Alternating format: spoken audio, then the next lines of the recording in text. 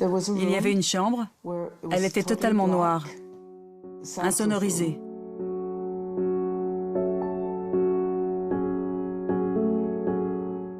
Elle était capitonnée, les fenêtres occultées, toutes sombres. Et on les mettait dans des tubes, les bras et les jambes coincés.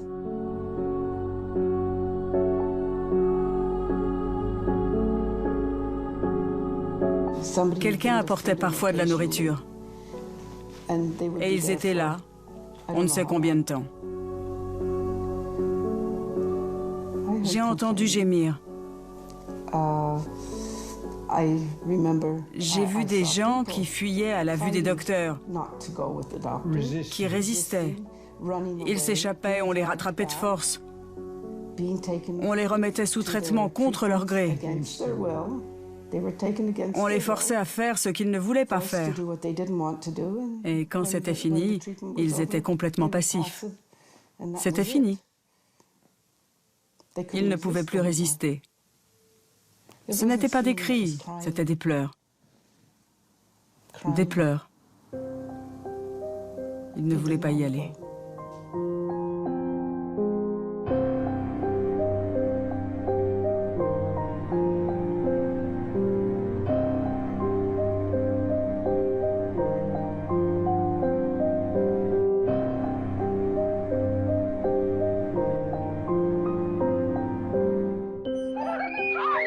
C'était à la fin des années 50.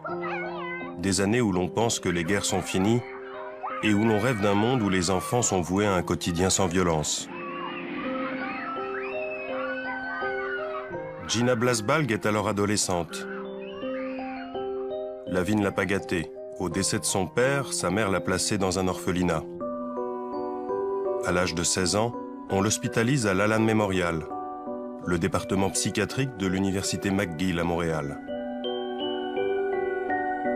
Elle souffre d'une hépatite aiguë qui la rend dépressive. Gina pense qu'on va la soigner, mais elle tombe dans les filets d'un programme top secret de la CIA américaine.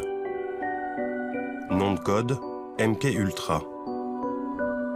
Sous le prétexte d'études sur le cerveau humain, des dizaines de milliers de cobayes non volontaires comme Gina vont devenir de véritables rats de laboratoire. Le plus terrible, c'est qu'on les obligeait. Les médecins les forçaient. Ils leur disaient « Mais vous ne voulez pas aller mieux? On est là pour ça. » Et bien sûr, les patients ne pouvaient qu'y croire. Bien sûr qu'ils voulaient aller mieux. Ils voulaient rentrer chez eux, mais ce n'est pas du tout ce qui s'est passé. MK Ultra, c'est un programme qui a secoué l'Amérique jusqu'à la présidence. The United States of America offers a sincere apology. Financé par la CIA, des médecins ou des scientifiques traquent les indigents, les noirs ou les déshérités. Ils les repèrent dans les prisons, les hôpitaux, les casernes ou même les orphelinats. Et ils tentent, à leur insu, d'en faire des robots humains. But de la manœuvre, effacer la mémoire, trouver un moyen de faire avouer un ennemi. Fabriquer une machine humaine prête à tuer contre son gré. Gina Blasbalg sera l'un de ces rats de laboratoire. Le docteur m'a dit qu'il voulait effacer ma mémoire en me mettant dans un état de sommeil pendant 1 mois. Que je n'aurais plus du tout de mémoire ou de pensée et qu'il pourrait alors travailler sur mon cerveau car il n'en resterait plus rien. J'étais Comme un zombie. Elle était vide de tout.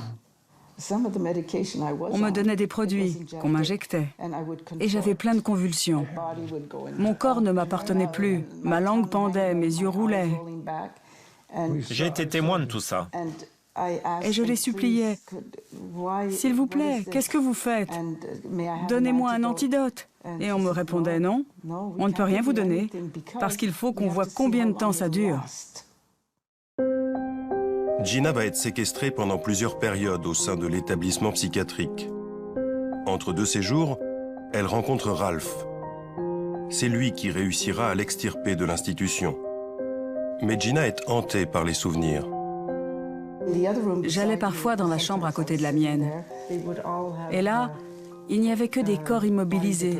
Ils étaient enfermés dans des tubes, les bras et les jambes pris dans des tubes. Et ils avaient des écouteurs sur la tête. Ils se débattaient sur leur lit et le son ne cessait jamais, jamais. Et puis on les déliait et on envoyait alors des séries d'électrochocs. On appelle ça la soumission psychique. Et ils avaient les écouteurs, les enregistrements en boucle. Un enregistrement sans fin, avec des ordres répétitifs, hurlés à différentes intensités. Ça leur rentrait dans les oreilles et leur remontait au cerveau. Et ça ne cessait jamais. Le jour, la nuit, sans arrêt. Le but ultime de tout ça, c'était le lavage de cerveau. La manipulation mentale et le lavage de cerveau. Comment cela a-t-il été possible? Fin de la Seconde Guerre mondiale. À la suite de l'offensive des troupes alliées et soviétiques, le Troisième Reich est en déroute. Le monde découvre alors avec stupeur l'ampleur des horreurs perpétrées dans les camps de concentration. Les nazis ont notamment mené des expériences sur des milliers de prisonniers. On les irradie, on les torture, on leur inocule des virus ou on les dépèce vivants. L'Amérique se veut alors le détenteur de la bonne conscience des peuples. Elle impose rapidement la tenue des fameux procès de Nuremberg, qui visent à juger les dignitaires allemands pour les crimes de guerre et crimes contre l'humanité. Lors du procès des médecins, fin 1946, 20 docteurs et 3 officiels nazis passent en jugement.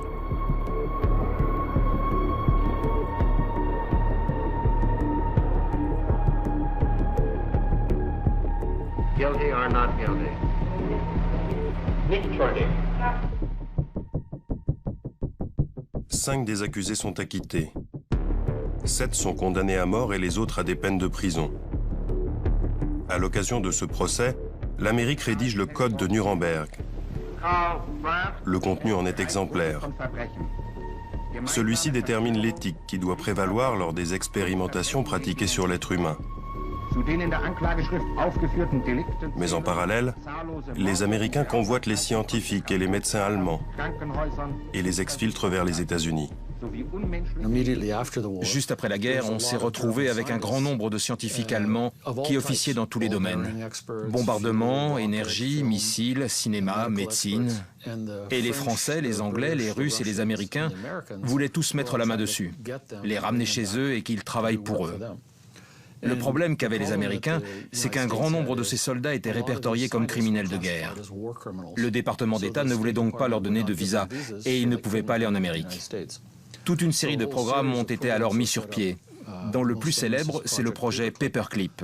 Et les archives montrent bien que des centaines de scientifiques allemands ont été exfiltrés grâce à ces programmes et passés au travers des mailles du département d'État. Forts de cette matière grise, les Américains puisent dans les connaissances des Allemands et lancent des expériences à tout va, notamment dans des pays qu'elle pense tenir sous sa coupe. C'est ainsi que de 1946 à 1948 au Guatemala, elle inocule des virus comme la syphilis à des centaines de soldats, prostituées, détenus et même des gosses. Bilan 83 morts. Pour cet acte, l'Amérique sera condamnée. Sur le territoire américain, on s'en prend aux démunis, ceux qui n'oseront jamais se plaindre.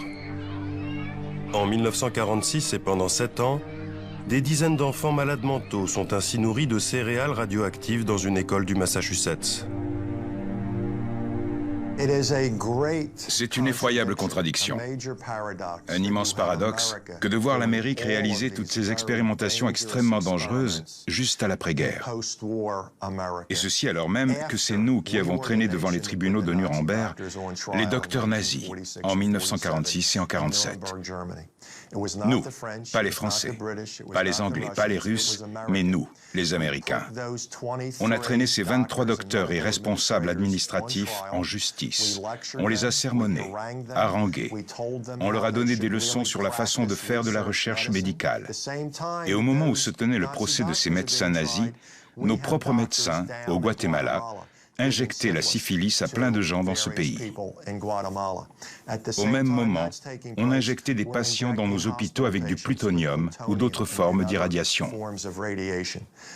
Donc ce n'est pas déplacé de dire que tout ceci n'était qu'une farce, un grand jeu de propagande. Qu'importe, car la morale, les Américains la placent bien en dessous de l'intérêt de la nation. 3, 2, 1, fire!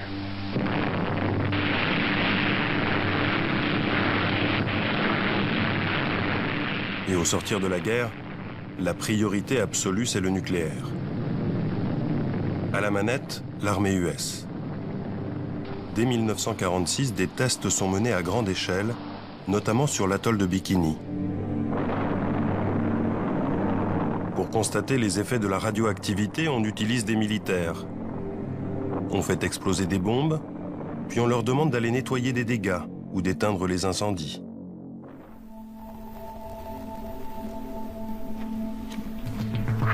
Lincoln Groves fut l'un des 250 000 à 500 000 soldats irradiés lors de ses essais nucléaires. Il avait alors 22 ans. Ça, c'est l'USS Newark. C'était le bateau sur lequel je me trouvais, l'ATR-40. Et ce qu'il y a de plus stupide dans tout ça, c'est qu'on était supposé nettoyer les effets des irradiations et on utilisait de l'eau qui avait elle-même été irradiée. C'est tout ce qu'on avait, cette eau irradiée.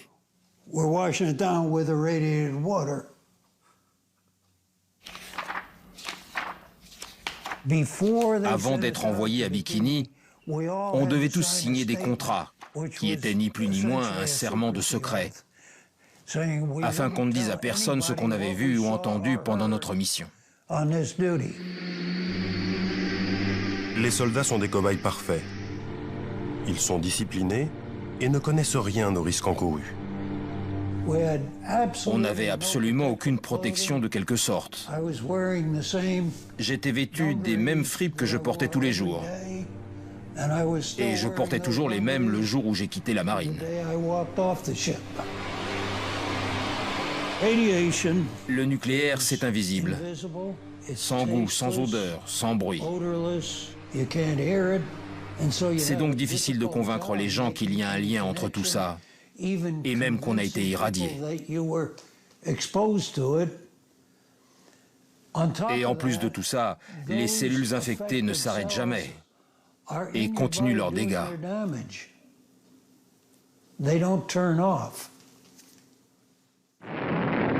Suite à son expérience sur l'atoll de Bikini, Lincoln sera hospitalisé à plus d'une reprise. Sa santé est fragile et les irradiations ont touché toute sa descendance. Ma fille a été conçue quelque temps après mon retour de Bikini. Eh bien, toute son adolescence, elle a souffert de problèmes avec son système endocrinien. Et on a dû lui retirer la moitié du pancréas à l'âge de 20 ans en raison d'une tumeur. Elle est morte d'une tumeur cérébrale maligne à l'âge de 46 ans. Elle a aussi eu une fille qui est née avec un pied difforme. Mon fils cadet, lui, a la maladie d'Addison. Et l'un de mes fils aînés est bipolaire. Ça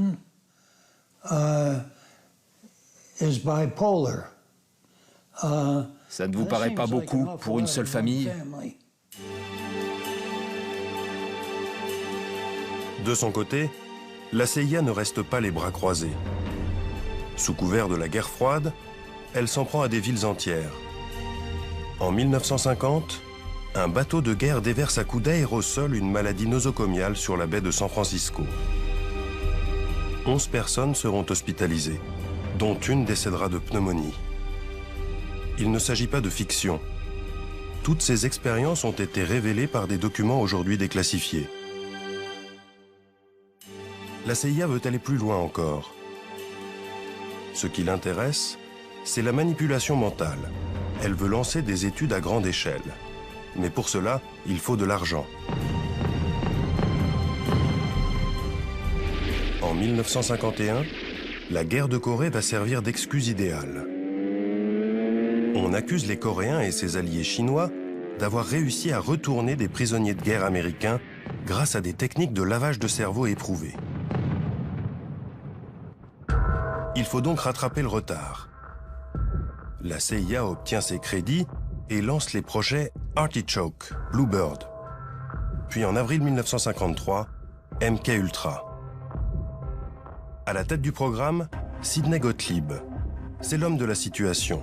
Il est psychiatre, mais aussi spécialiste des armes chimiques. On le surnommera le sorcier noir.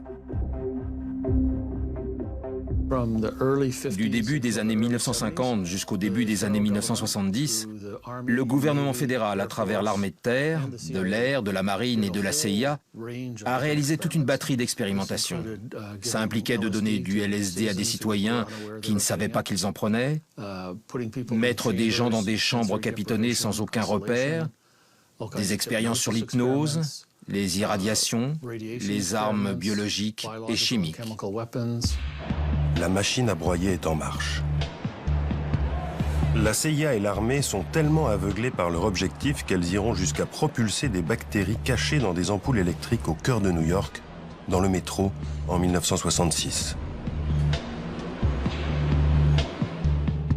On veut calculer la vitesse de propagation en cas de guerre virale. Ici encore, il ne s'agit pas de fiction. Les documents sur cette expérience ont été déclassifiés. Ces mêmes documents révèlent aussi que la CIA cherchait à fabriquer des espions programmables à distance. Dans les documents de la CIA, on retrouve toutes ces expérimentations qui visent à créer ces super espions. Ça consiste à créer une nouvelle personnalité sur un cobaye et de lui donner une mission comme tuer quelqu'un, voler des documents ou infiltrer des réseaux. Et quand la mission est terminée, on le reprogramme et le sujet ne se souvient plus de rien. L'agence américaine s'intéresse particulièrement au LSD. Dans les années 50, cette drogue n'est pas illégale. La CIA recrute d'ailleurs des volontaires prêts à se faire des tripes aux frais des services secrets. Certains vont défrayer la chronique, comme Ken Kesey. C'est un auteur à succès qui pense que les drogues permettent de stimuler la créativité. Il teste donc le LSD, dans le cadre d'expérimentations officielles. Il sortira de cette expérience en état second. Pour la petite histoire, il se met alors à la rédaction d'un best-seller qui deviendra un film culte. Vol au-dessus d'un nid de coucou.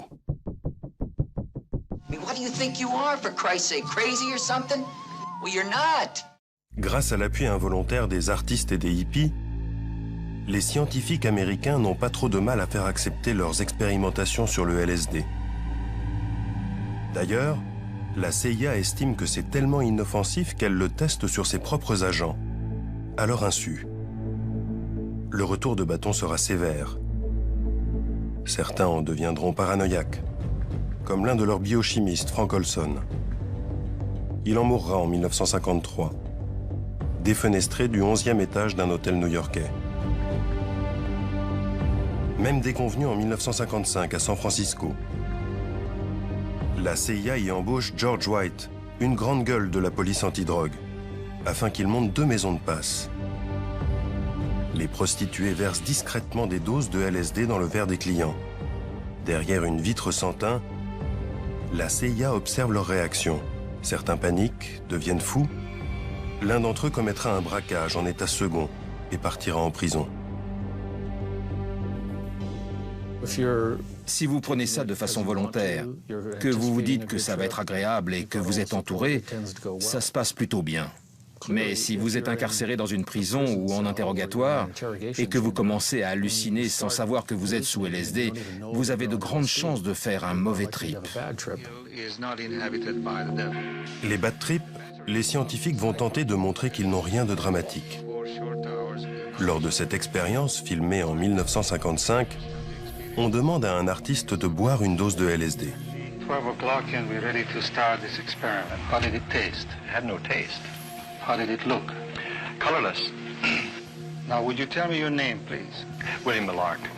Puis il lui faut dessiner les traits d'un être humain, avant que les premiers effets ne se fassent ressentir. We have the advantage of an artist who is able to draw a sketch and... On le soumet alors à une batterie de tests. Quelques heures plus tard, l'artiste doit dessiner à nouveau un portrait. mais il n'y parvient plus. Et peu à peu, sous l'œil du psychiatre, il tombe dans une forme de schizophrénie. Now you're getting emotional again. Now look at the picture now. Look at the picture. Look at it. And just concentrate on the eyebrows. That's where you were. Bill, suppose you take a look at these two pictures and compare them. The eyes, for example, are the same to me. Ces images de propagande donnent la sensation que chaque expérience est encadrée et sans trop de dommages. La réalité est moins présentable. Le LSD a été mis en avant parce que tout le monde connaît.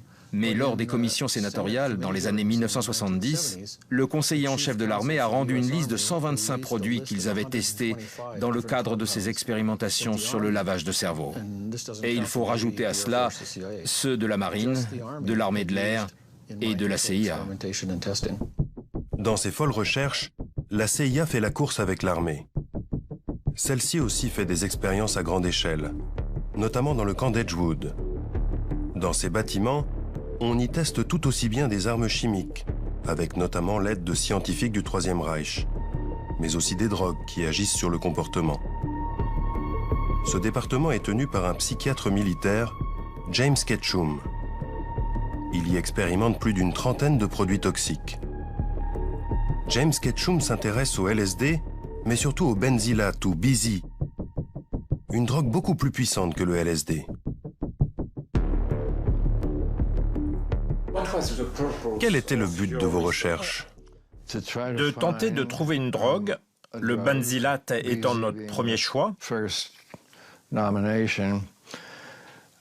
qui pourrait être utilisé en temps de guerre afin de mettre hors d'état de nuire l'ennemi pendant un temps donné. Ça a d'ailleurs été réalisé et des petites bombes ont été créées à une époque. Elles étaient remplies de benzylate et pouvaient exploser sur un terrain de conflit. Ce n'était pas une arme de destruction massive. C'était destiné à être utilisé dans un lieu particulier qui pouvait être encerclé et contrôlé, mais qui ne pouvait être envahi sans risquer beaucoup de pertes de notre côté.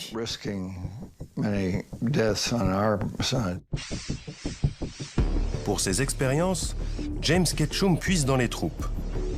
Pas moins de 7000 soldats serviront de cobayes pour les laboratoires d'Edgewood. James Ketchum dit qu'ils étaient tous volontaires.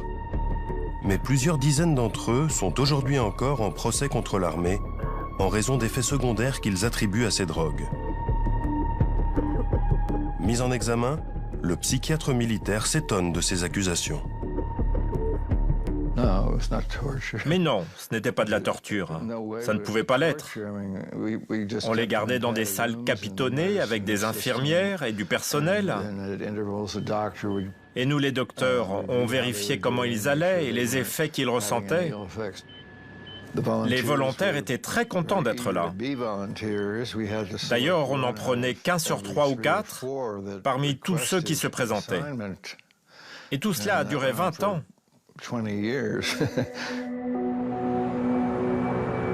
À New York, nous avons retrouvé l'un des militaires qui a participé aux expérimentations de James Ketchum. Il s'appelle Tony Mannheim.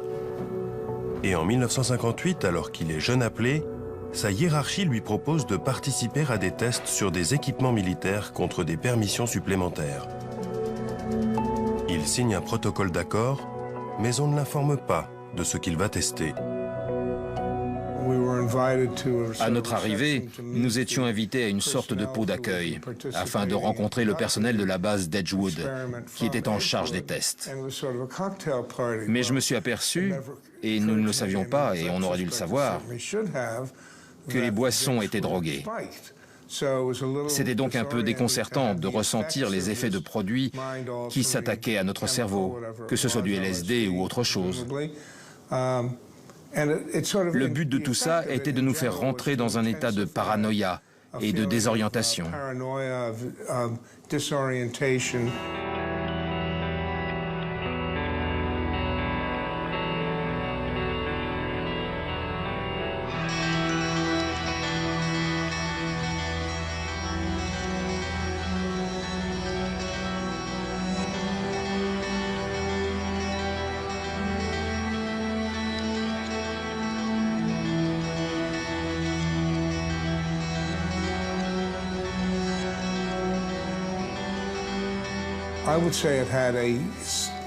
Je dirais que ça a eu des effets significatifs, durement ressentis et de façon négative pendant une durée considérable après l'arrêt de l'expérimentation.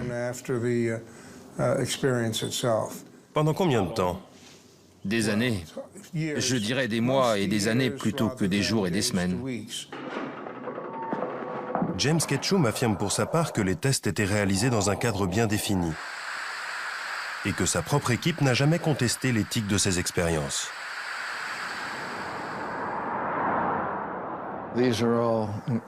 Ils étaient tous éduqués dans les meilleures universités comme celle de Yale, Columbia, Stanford et bien d'autres. Ils préféraient faire de la recherche pendant leurs 2 ans de service. Ils se retrouvaient donc en poste à l'arsenal d'Edgewood et dans tout ce qu'on a pu faire, sauf une fois, ils étaient tous d'accord pour faire les mêmes expérimentations que celles que je faisais et que je leur demandais de faire. James Ketchum se protège en invoquant le soutien de ses pairs. C'est plus inquiétant que rassurant. Et il ne peut ignorer que pendant qu'il expérimente ces drogues sur des milliers de soldats, l'armée s'intéresse à bien d'autres produits plus destructeurs encore. Des produits qu'elle hésite à tester sur ses propres troupes. Et ces substances sont tellement puissantes qu'on ne peut les employer que dans un lieu discret, clos et protégé. Cette forteresse, ce sera les prisons. C'est Allen Hornblum qui va dénoncer le système. À l'époque, il travaille à la pénitentiaire et prend un poste à la prison de Holmesburg, en Pennsylvanie. Je suis entré dans la prison de Holmesburg et j'ai été frappé de voir des dizaines de détenus torse nu, le corps couvert de bandages et de pansements. Et je n'arrivais pas à croire que j'allais travailler dans un milieu d'une telle violence. Tous les prisonniers semblaient s'être battus au couteau lors d'une émeute, comme s'il y avait eu une guerre entre gangs. Et le lendemain, de retour au centre de détention, j'ai demandé aux autres gardiens ce qui s'était passé et si cette prison était vraiment dangereuse. Ils se sont moqués de moi et on m'a répondu « Monsieur Hornblum, ce n'est pas une guerre de gangs, ce sont des tests de parfum pour le compte de l'Université de Pennsylvanie. »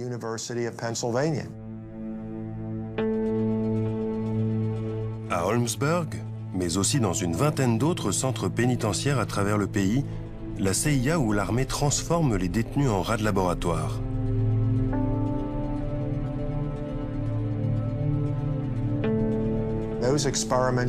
Ces expérimentations allaient de produits sans danger, comme tester du chocolat pour voir s'il fait pousser des pustules, jusqu'à des produits extrêmement dangereux, fournis avec l'accord des médecins. Les détenus étaient injectés sans le savoir avec des substances irradiées, soumis à des expérimentations pour les produits chimiques de l'entreprise Dell, et c'est le seul endroit au monde que je connaisse où des humains ont été enduits de dioxine sur la figure et sur le dos. De 1963 jusqu'au début des années 70, l'armée testait une multitude d'armes chimiques de guerre. La prison d'Holmesburg, de 1951 à 1974, a été sans doute le plus grand laboratoire d'expérimentation humaine en Amérique. Les 1400 détenus de la prison sont des proies dociles. Ils sont pauvres, peu éduqués. Pour $1 par jour, ils sont prêts à n'importe quoi. C'est ce que sera payé Youssef pour participer à 3 séries d'expérimentation. Incarcéré en 1961 pour vente de marijuana, il pense tester des produits inoffensifs. Il y avait 2 sortes de tests pour produits minceurs. L'un consistait à boire une sorte de milkshake. Il fallait aller aux toilettes et prendre du lait tous les jours, avec des œufs, le tout avec 6 pilules. Et ça 3 fois par jour. Dès la première prise, j'ai senti que j'explosais sous l'effet de gaz qui remontait. Et quand je suis allé aux toilettes, mon rectum s'est retourné comme une poche. Comme s'il y avait un stock d'hémorroïdes empilé. Je suis donc allé voir le médecin et il m'a dit « Mon Dieu, c'est épouvantable ».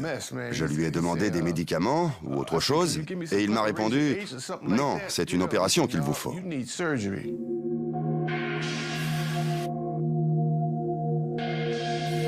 À l'abri des murs clos de la prison, les services américains se sentent tout-puissants.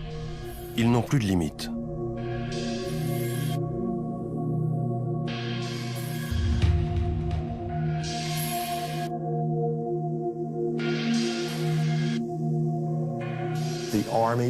L'armée a amené 3 conteneurs en fer.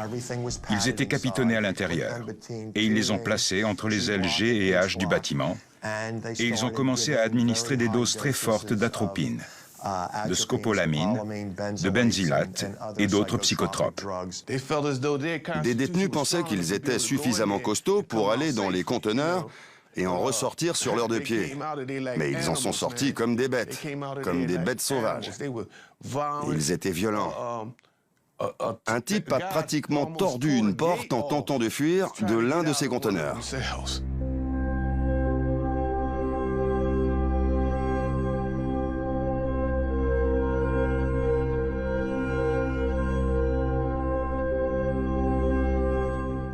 Les gens ressortaient de ces expérimentations avec des déficiences mentales, surtout avec leurs produits, comme le LSD ou leurs hallucinogènes que la CIA ou le Pentagone ont mis dans nos organismes pendant qu'on était dans nos cellules capitonnées. Ils nous les ont injectés, ils nous les ont mélangés à notre nourriture, ils nous les ont fait avaler sous forme de pilules. Et qu'est-ce qu'il nous reste? Des déficiences mentales, de la folie. Youssef ressort de la prison avec l'organisme dévasté. Les médecins l'ont classé comme partiellement invalide.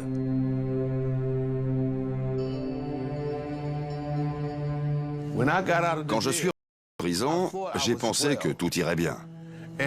Et soudain, tout ce que j'ai testé est ressorti, et notamment les boursouflures dues au premier test. Je chaussais du 50. Mes mains étaient enflées comme un ballon. Mes ongles ont poussé comme des griffes.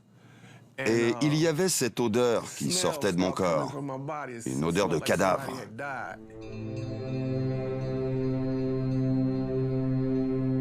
De cette époque à aujourd'hui, ma vie a été misérable. J'ai une maladie du foie, des problèmes génitaux persistants. Je ne sais pas trop ce qui se passe avec mes mains. J'ai des fourmillements dans les pieds. Un cancer de la prostate. C'est un véritable enfer. Alors que l'armée recrute surtout dans les prisons, la CIA, elle, rôde dans les hôpitaux.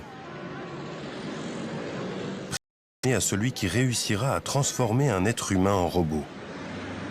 Plus de 20 ans après la fin du programme MK-Ultra, des témoignages vont dévoiler jusqu'où la CIA était prête à aller pour mener à bien son œuvre. Cette femme, Claudia Mullen, témoigne devant un comité chargé d'évaluer les dégâts commis sur les victimes. Je suis devenu un pion aux mains du gouvernement. Le but était de me soumettre et de créer l'espion idéal à l'aide de produits chimiques, d'irradiation, de drogue, de l'hypnose, de chocs électriques, de plongée dans des tubes remplis d'eau, de privation de sommeil, de lavage de cerveau, d'abus verbaux, physiques, émotionnels et sexuels. J'ai été exploitée pendant près de 30 ans de ma vie et la seule explication qu'on m'a donnée est que la fin justifie les moyens et que je servais ma patrie dans ses efforts valeureux pour lutter contre le communisme.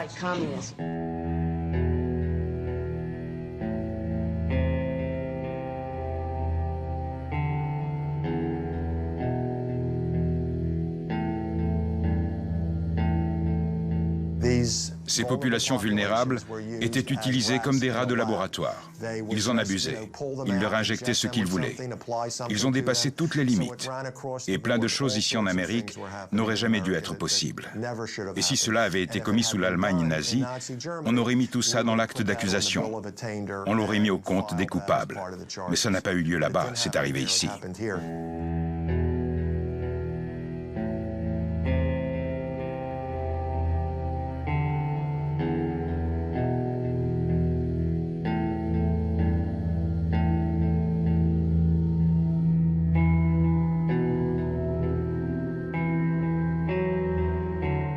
Ce qui me paraît le plus révoltant, ce n'est même pas l'attitude de l'armée ou de la CIA, mais celle des psychiatres eux-mêmes.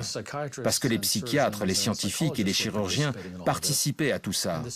Et la CIA n'aurait pas pu faire ça sans leur participation. Et la raison pour laquelle tout ceci est resté dans l'ombre, c'est que les instances les plus hautes de la psychiatrie étaient au courant et ont tout fait pour que ça ne se sache pas.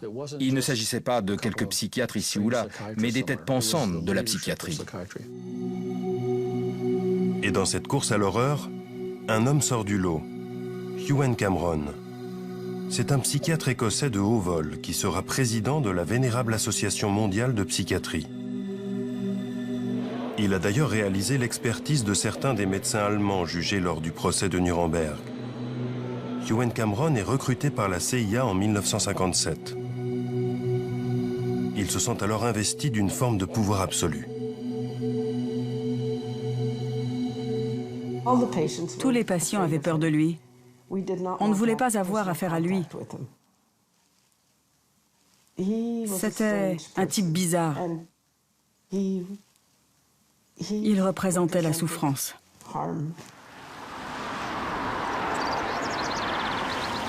Au sein de l'Allan Memorial, le département psychiatrique de l'université McGill qu'il a créé à Montréal, Ewen Cameron expérimente le portable.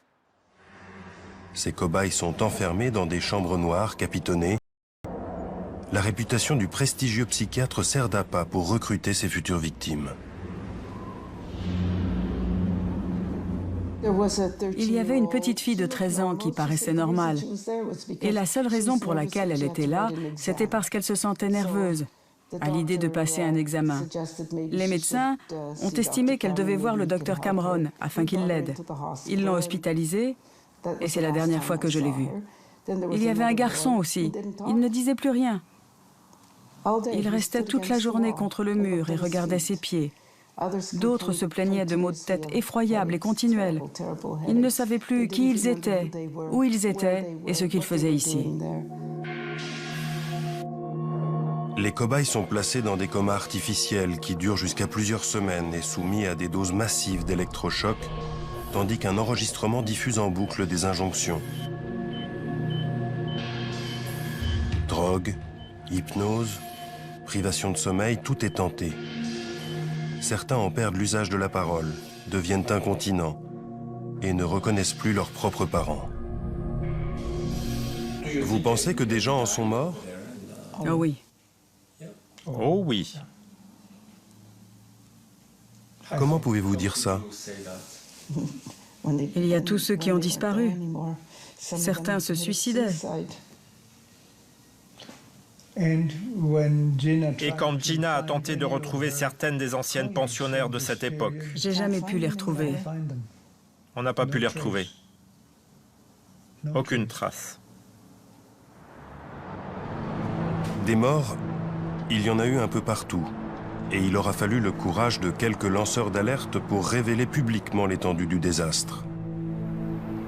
En 1972, Martha Stephens est professeure d'anglais au sein de l'université de Cincinnati.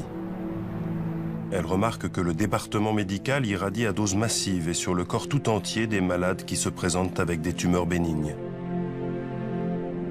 Elle enquête, se rend compte que l'armée finance le programme et contacte les malades. Sur cette photo, une famille qui a perdu sa mère, Maud Jacobs, en quelques jours seulement. On l'a emmenée au sous-sol.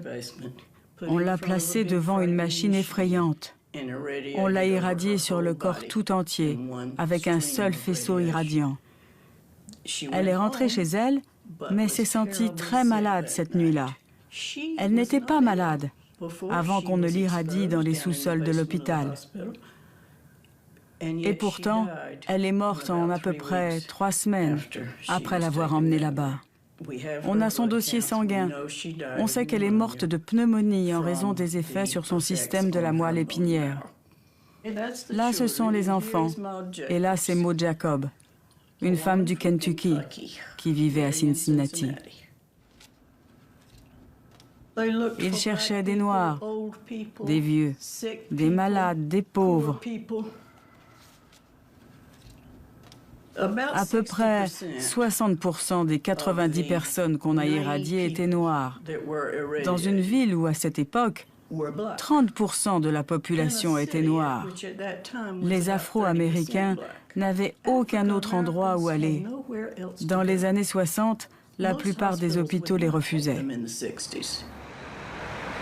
Au moins 90 hommes et femmes seront hospitalisés au sous-sol du centre médical de l'Université de Cincinnati de 1960 à 1972. 21 d'entre eux vont mourir en 3 ou 4 ans. À la tête du département, le docteur Eugene Sanger, un radiologiste réputé. Un patriote, je dirais, qui pensait qu'il faisait son devoir pour son pays. Je pense qu'il estimait que certaines personnes doivent se sacrifier pour permettre de comprendre comment nous protéger en cas de guerre nucléaire. Lors du procès qu'on a tenu contre les chercheurs, la juge les a comparés à ce qu'il avait été fait lors du Troisième Reich. Elle a dit, pour justifier les vies que vous avez prises, vous vous protégez derrière les mêmes excuses que celles utilisées par les médecins à Nuremberg. Ils ont dit qu'au nom de leur patrie, ils ont dû faire ce qu'ils ont fait. Et vous, vous donnez les mêmes arguments. Eugene Sanger est décédé, mais son bras, le professeur Silberstein, est toujours en activité. Il refuse toute interview, mais voici ce qu'il répond par mail quand on lui demande de réagir sur les expérimentations.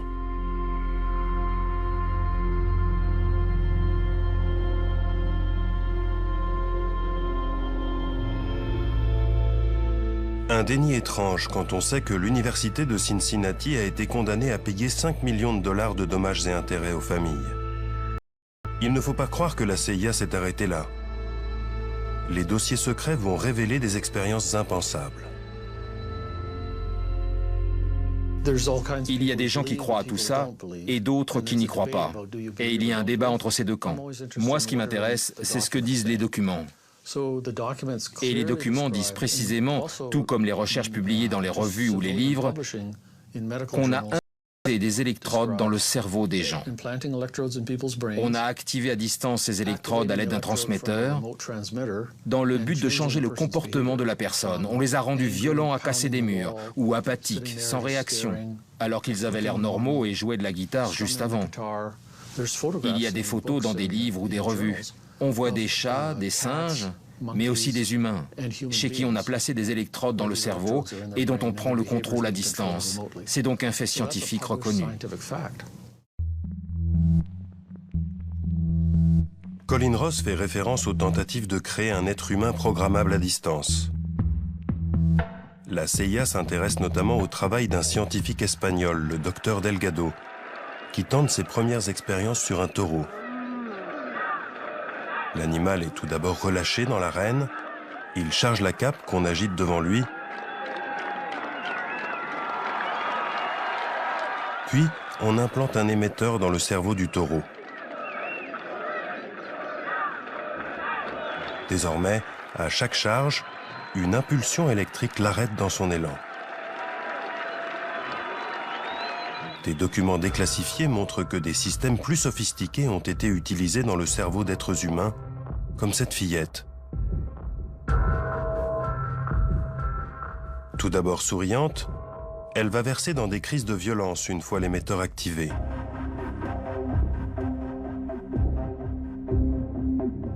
On arrive ici à des degrés d'inhumanité rarement atteints.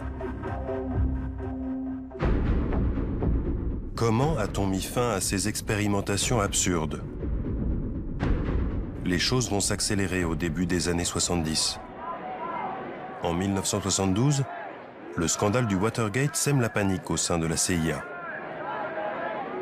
Elle sait qu'elle a bafoué tous les codes éthiques et son directeur, Richard Helms, n'a pas informé le président de ce qui se tramait dans ses laboratoires.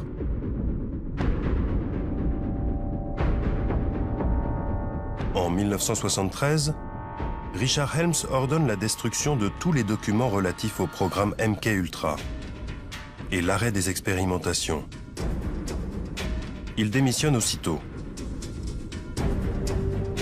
En 1974, le président Gerald Ford prête serment. Il veut savoir ce qui se passe dans ses services, et notamment à la CIA. En 1975, il met en place une première commission d'enquête.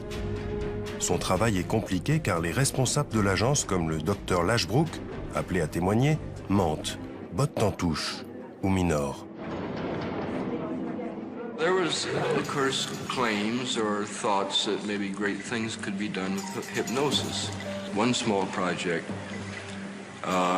in which we had a hypnotist do some experiments, primarily to see what the limitations of hypnosis might be. Can you make a person do something under hypnosis that he would not ordinarily do? Comme souvent, c'est de l'intérieur que la forteresse va se fissurer.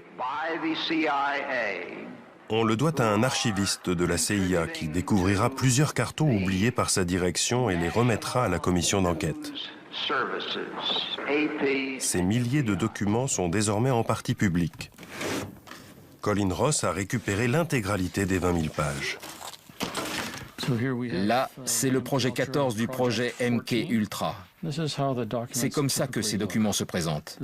Il y a beaucoup de pages où il n'y a pas grand-chose. La majorité, ce sont des informations financières. Là, c'est signé Sidney Gottlieb, le responsable du programme. Beaucoup de choses ont été effacées.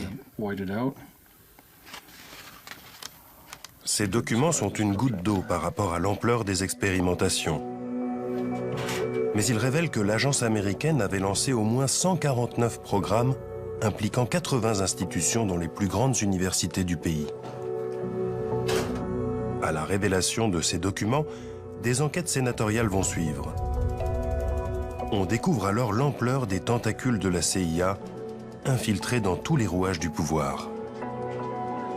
Do you have any people being paid by the CIA who are contributing to a major circulation American journal?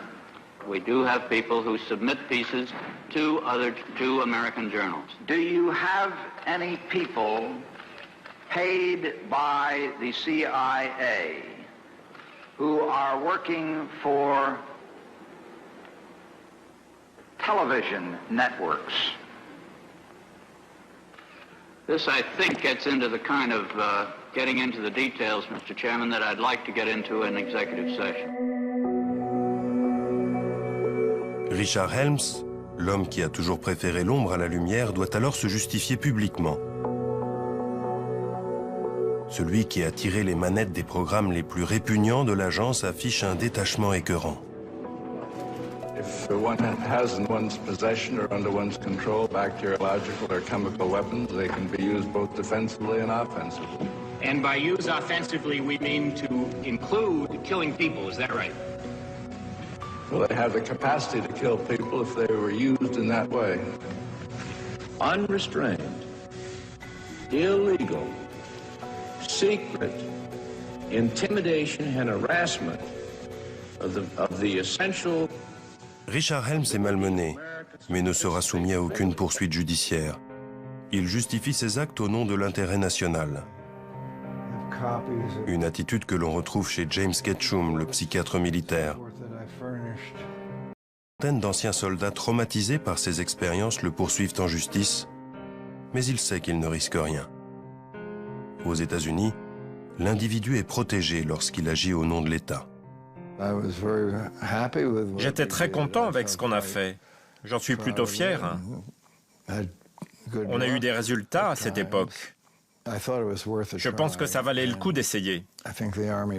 Mais je pense que l'armée a décidé subitement de faire marche arrière et de mettre au rebut des choses qui pouvaient être critiquées un peu partout dans le monde. Ils ont joué la sécurité. Ce déni de responsabilité de la part de James Ketchum ou de celle de bien d'autres n'a pas fait baisser le militantisme des victimes. Le 3 octobre 1995, le président Clinton, de guerre lasse, fait des excuses publiques. 23 ans ont passé depuis l'arrêt du programme MK-Ultra et près de 40 ans depuis celui des essais nucléaires. Thousands of government-sponsored experiments did take place at hospitals, universities, and military bases around our nation. In too many cases, informed consent was withheld. Americans were kept in the dark about the effects of what was being done to them. The deception extended beyond the test subjects themselves to encompass their families and the American people as a whole. For these experiments were kept secret, and they were shrouded not for a compelling reason of national security, but for the simple fear of embarrassment, and that was wrong. So today, on behalf of another generation of American leaders and another generation of American citizens, the United States of America offers a sincere apology to those of our citizens who were subjected to these experiments, to their families, and to their communities. Thank you very much.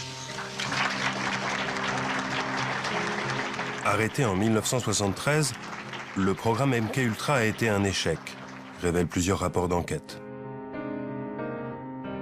Mais la CIA pense sans doute autrement, car elle va s'inspirer du travail d'Ewen Cameron pour la rédaction de ce manuel d'interrogatoire. Il va être en service pendant des années, et les images qu'on y voit ne laissent aucun doute sur le fait que la CIA l'ait utilisé comme livre de chevet à Guantanamo ou Abu Ghraib.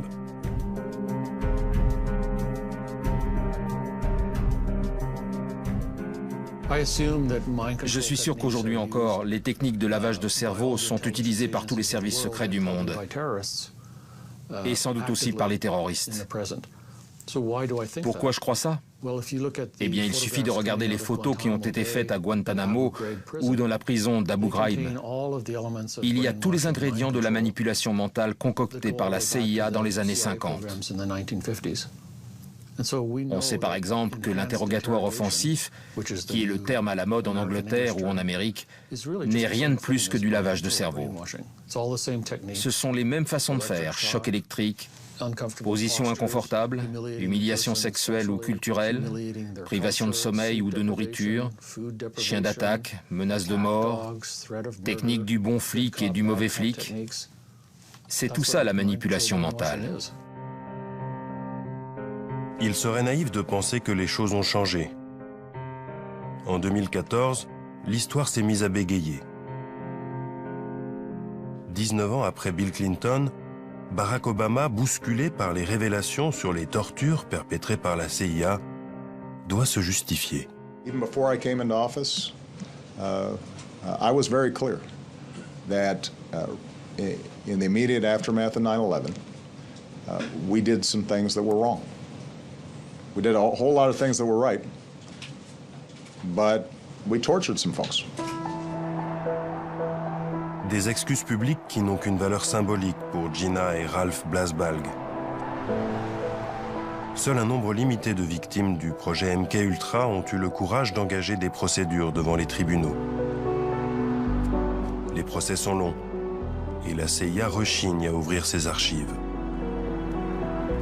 Traumatisée et épuisée par son expérience, Gina a renoncé à demander des compensations pour ce qu'elle a vécu.